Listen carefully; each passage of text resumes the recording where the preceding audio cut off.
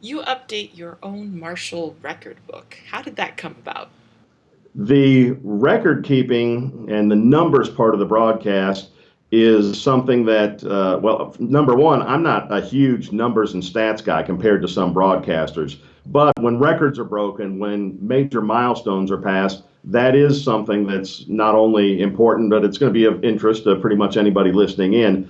So in the mid 1990s, we had a stretch that started with a string of players like Randy Moss, Chad Pennington, and Byron Leftwich, who were breaking records on nearly a weekly basis.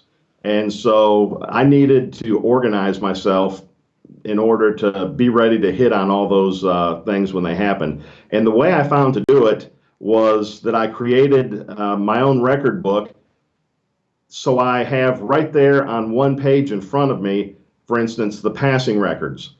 And I have the Marshall, I've put in, the Marshall record. Well, you have that in the Marshall Media Guide, but I include on the same page then the conference record and also the NCAA record. It takes a little time to put that together initially, but it's a whole lot easier than thumbing through three different books or waiting for the sports information office to supply that information. So I have, in fact, I brought in one right here. I can look, and for instance, next week, if Marshall quarterback Rakeem Cato completes 55 passes in a game, a crazy number, well, instead of flipping through all those books, I'm looking at a page right here, and I see, okay, 55 completions. That is the Marshall record. I kind of knew that in my head already.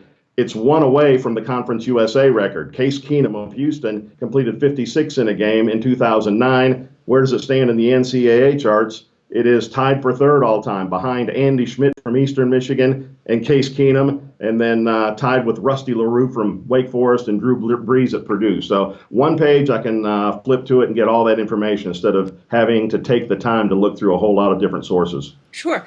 Would you mind just turning the sheet to the camera so we could see?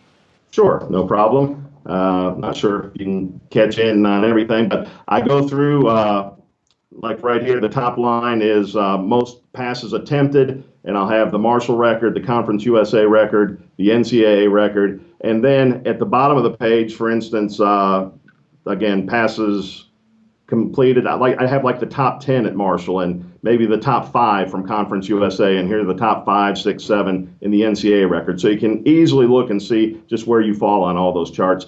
And it's something that you can do in the off season. It's tough to do this kind of thing once the season starts and you're at breakneck speed all the time. But you can do that in the summer. Put it together, and then you have to make a couple of modifications that you can do quickly as the season goes along.